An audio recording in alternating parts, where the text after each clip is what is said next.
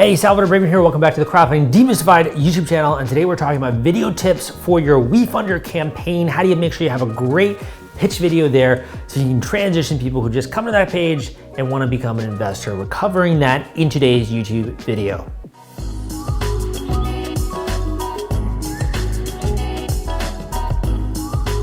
Okay, so my name is Salvador Braverman, been in the crowdfunding industry since 2012. I've got a great book out there on Equity Crowdfunding Explained, available on Audible. Also got a free course out there on equity crowdfunding, which we'll link it up in the description. But today we're specifically talking about, okay, so for your WeFunder campaign page, you need a pitch video. It's one of the requirements, best practices, obviously, when it comes to communicating your pitch. What are some of the ways you can improve your video so that not only do people watch it, but at the end of it, they become an investor, you maintain their curiosity, their attention, you cause an emotion as well when they are watching the video. Now, I know that emotions and like investing typically are like antithetical. Is that the right word? I don't know if I'm using that word, but they're antithetical, right? Or they're like polar opposites in some ways. But in reality, we are all human beings. You can pretend you're an investor or you can pretend you're a pro at something, but you're going to feel emotions regardless.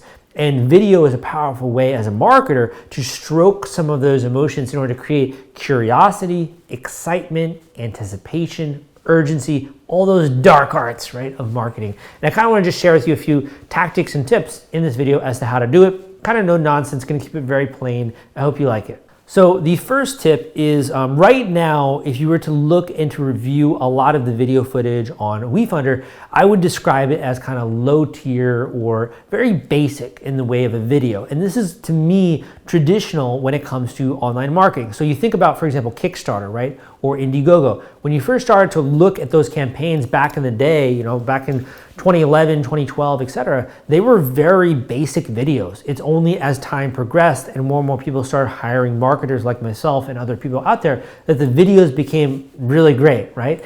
So there will be a point in time where just having a very basic video is not going to cut it anymore with a WeFunder campaign. At least that's my belief, just based on trends, right? Video footage, even on Facebook, is getting insane, the creative levels. So at some point in time, you're going to need really good video footage. You might be able to get away with a bit of a lower tier video nowadays, but who knows in the future. The first thing that you can do when it comes to getting a video done is to make sure when you're getting raw video content to work with a professional. So if you can, try to have a professional come to your workplace or come to wherever it is you are and to film a video there with good audio, with good lighting. I know my lighting is like okay right now, you know, I'm trying to, this is like a teaching video, right? But if you're doing a pitch, you want to make sure you have good lighting, good audio, different angles if possible, and it can just be something that I think you do and you bang out in a day. In order to get to that stage where you are able to just film a really great video, be talking to the camera, feel confident in delivering a pitch, you want to have a script, okay? Don't just wing it. You can wing it. Don't get me wrong. I'm not telling you to put words in your mouth or anything like that. You can wing it, but it's very helpful, extremely helpful, not only for you, but for the video editor and the filmer, the person actually filming the video, to have a script, right? So by having a script, you're going to have just written out essentially what you're going to be saying in that video. Now, you might not 100% adhere to the script, but it will be a really good exercise to make sure you have everything in there you need. So the first step to getting a really good video done is to write out a script. The second step is to be aware of what happens in that script. So what portions of the script, for example, it'd just be similar like a movie script, right? You have who is saying what. So maybe you're introducing, for example, the video, and then it switches to maybe your chief engineer who's talking about the architecture of your software, or it flips to the salesperson who's talking about your strategy to acquire newer and bigger customers and brands, right? So you're going to be having the script, and then who's saying different portions of the script, possibly, if you have more than one people. In addition, you'll be then thinking about, once you have the script, and you could just write it out if you really wanted to, or you could use a Google Doc. I prefer Google Doc just because other people can revise it and edit it and that kind of stuff. Usually if I'm writing a script, I'm always using Google Doc. The next thing you're going to do is write out what happens in your mind as you're going through that script on screen. So that could be angles, for example. That could be graphics or transitions or music. colors, backgrounds, etc.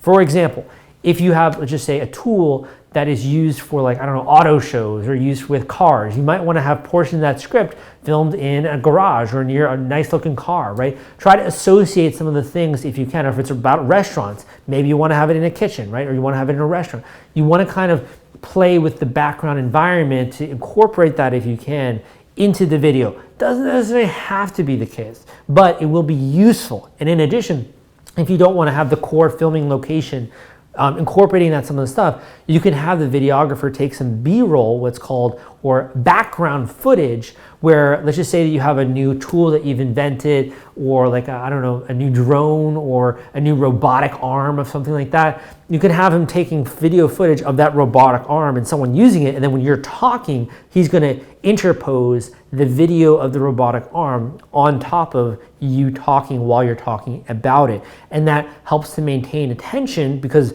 anytime the frame is changing, it maintains attention. You'll notice if you watch like MTV, or you watch a fast-paced movie, an action movie, angles are always changing, camera's always moving around, transitions are always happening, sound is happening, right? All these things are maintaining your attention while you're watching a 2-hour-long movie. And marketers like myself, we use these same techniques in order to maintain attention when it comes to like doing a commercial style video, right? So you're gonna wanna make sure you also have it designated in that document some sample B-roll you might be thinking of, or some different maybe backgrounds you might be just playing with in your mind. You can discuss this with your videographer, and that will at least get what I call the foundation of the script done, right? Once you then film it, you then might have to decide, okay, we might need some more visual effects here, we might need some B-roll here, we might need some music here, transition here is not working, maybe a smoother transition. And that's to me like the structure of the video, like the A to Z procedure. And you can kind of, you know, hammer that out with a couple revisions probably. So you have the filmer, the videographer, you have the person who wrote the script, it might be the same person, maybe not. You have different roles, obviously. You have you, who's kind of giving your input into the brand, and then you have the editing process. The editing process is really when the video that you see, or if you're watching a commercial, that really comes together. Most of the raw content and the video that you capture doesn't always make it through the editing process. With the editing process, other things might be happening. For example, color grading, transitions, syncing up music, syncing up audio. For example, right now I'm having external audio. I also have audio on the camera, but I find external audio when I'm trying to make a better video sounds a lot better, right? So you're going to be syncing up these different elements of the video production process. The other thing would be graphics, right? So let's just say you're talking about the way the company has grown in the last few years. You could just say that, or you could have visuals appearing on the screen showing like the bar growing up, or this chart happening, or from your slide deck zooming in, right? There are a lot of ways you can incorporate visuals, or even other things, like to remind someone, if you introduce, hey, my name is Salvador Brigman. If I really wanted to get fancy with the video editing on this, I could have just something on the right here showing a video edit, you know, Salvador Brigman, crowdfunding expert, like, you know, I could do things like that. So there's a lot of different visual effects. So I think of this as a painting, right? With a painting, the way that most artists do it, depends on the artist. You usually have the canvas, right? And then you come and maybe do like a light version, and you start coloring in, and maybe you're mixing colors. And over time, you create layers and layers of paint. And then eventually, it looks like the full-blown painting with all the right shading and all the different colors, and everything looks crystal clear, and it's the finished product. Same thing goes with video, right? So you start with the bare bone canvas, maybe just the script and what is being said. Then you think about what are we adding in, the backgrounds, that kind of stuff. What do we want to see on the screen? You actually film it. Then you go through the filming. Then you go through the editing. And then from the editing, you go through polishing. And then you're done. You're good. Upload it. Great. And what that's going to do is that's going to enable you to have a much more punchy style video that creates an emotional impact instead of just delivering logical information about the investment. And like I said, you might be able to get away with that now, but who knows in 6 months, who knows in a year. Might as well have you going with a bit of an upper tier video that works well, and that also you can use in the future if you want to, some of the segments of that video, which is a great thing when you invest in something, you can reuse a lot of the content, which is kind of cool, right? So that's kind of the process, if you will, towards making a good video.